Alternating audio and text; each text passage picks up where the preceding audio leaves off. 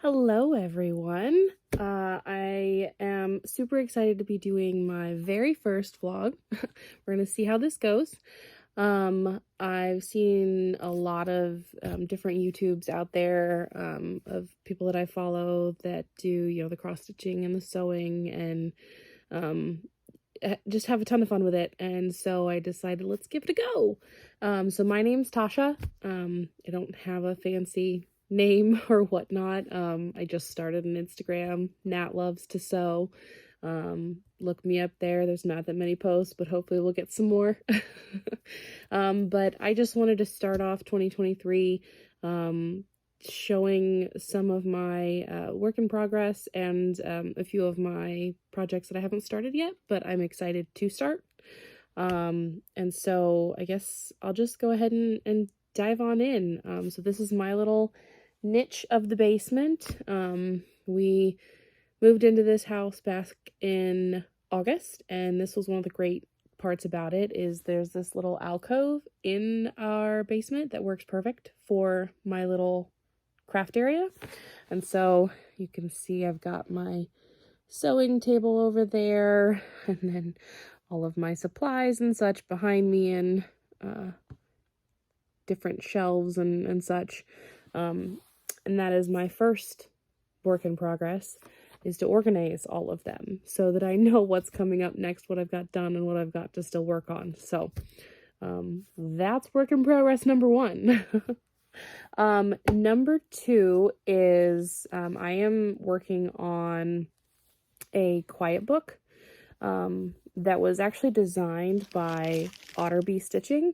I follow her. I just started following her a few months ago, actually, on Instagram, and love her stuff. She has so much cute stuff with felt and such that I'd never even looked at before, so that really inspired me. And a friend of mine asked if I would make her this quiet book for her daughter.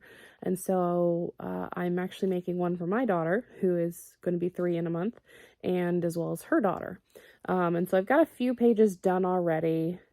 These, quiet books are just really cute because they're interactive. And so, take the baby out, put the baby in here, turn the lights off by closing those. So that's just one of the cute things about quiet books, in case you don't know what those are.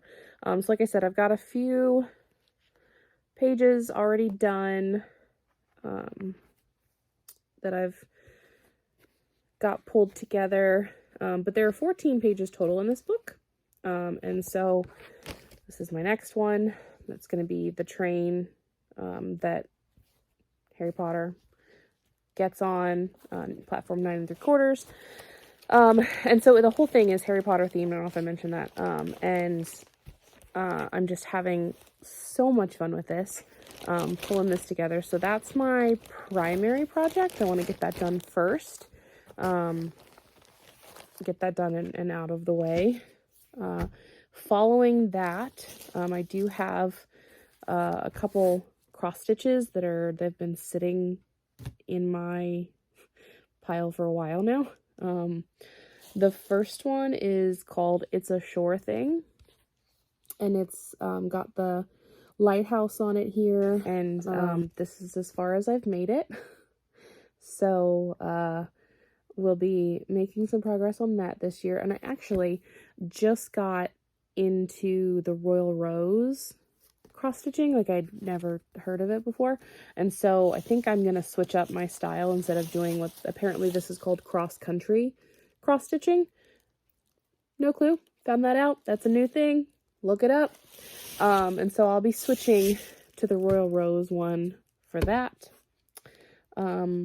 Another hand stitching one, I should mention the quiet book is actually hand sewn as well, so that one takes up quite a bit of time, but loving it.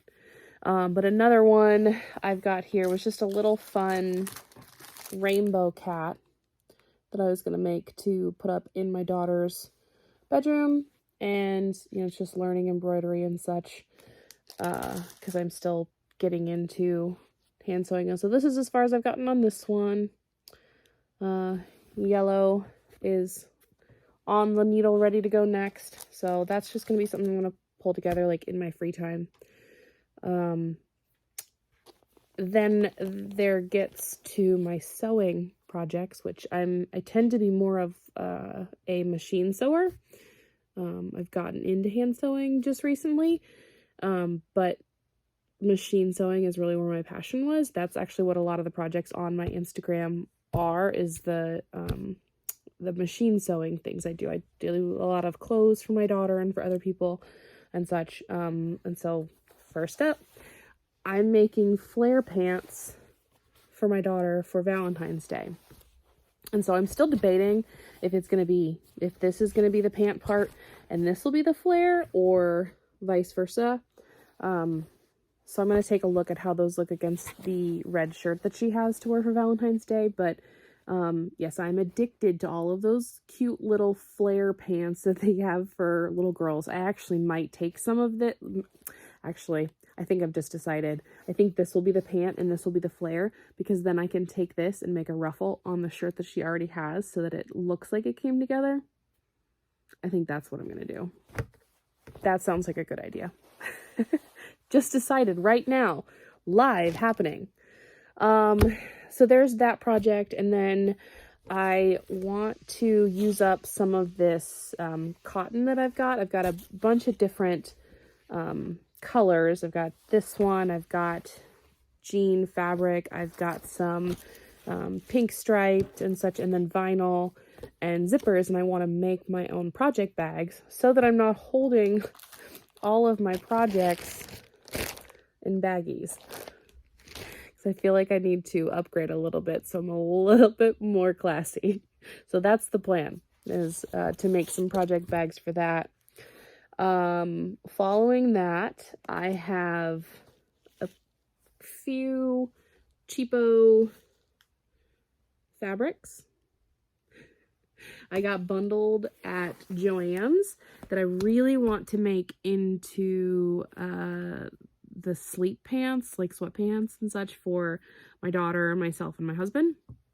So I've got this cute gray dotted fabric. This is a nice stretchy knit, which is super comfy. It's super soft. And this is the same type of fabric, just with a different design there. So it's got, here, let's wear it this way, stripes and such. Just looks, looks comfy. It looks cozy. Feels cozy. So that's my plan on those. And then I've got two more here for you. So my next one is I need to make myself a couple more workout tees. So this one right here, this tank top that I made, is one of the first ones I made for myself, for just working out at the gym and such. And it needs a little improvement. So I'm gonna take the pattern that I had for this and kind of do the draping style and fix any of the changes that I see need altered. And then I'm going to use these two fabrics here. So I've got this nice stretchy fabric, these two knits here that I'm going to turn into additional workout tees for me. Because fun fact, recently started pole fitness. Yes, I am an eclectic mix of random things. I love to read, I love to sew, I love hand sewing, and now I'm addicted to pole fitness. If there is a pole fitness class in your area, don't be afraid. Try it out, because it is so much fun and it's so empowering. And actually my arms right now, my forearms, are feeling it from last night's workout. So give it a try. So anyway, I need some more tank tops for my workout. And so those are going to be another project I have. And then my final project is I want to attempt to make a corset. I've not made one before. I know it's a lot of work. I know it's extensive, but I feel like it's almost a rite of passage for a lot of sewers or sewists. Is there a name for that? Is that the correct word? I don't know. For a lot of people who sew clothing, I feel like it's a rite of passage, and I haven't tried one yet. So this is the fabric I've chosen. I went to this really cute craft store in the area that sells They're fabric by the weight instead of by the yard. And they take donations from people as well. So this is pretty old fabric, you know, not really your modern style choices, but I think it's cute for a corset. So we're gonna give it a try. I do have just some plain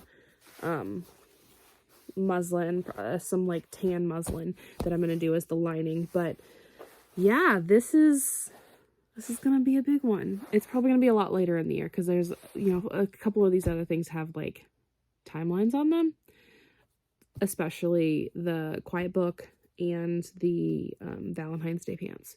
So that's my plan. Yeah, and I'm hoping that this is the first of many vlogs to come. I really enjoy sewing. I really enjoy crafting. And so I'm hoping that I can continue this on and keep y'all updated about what I'm doing. So have a great one. Thanks for tuning in. See you next time.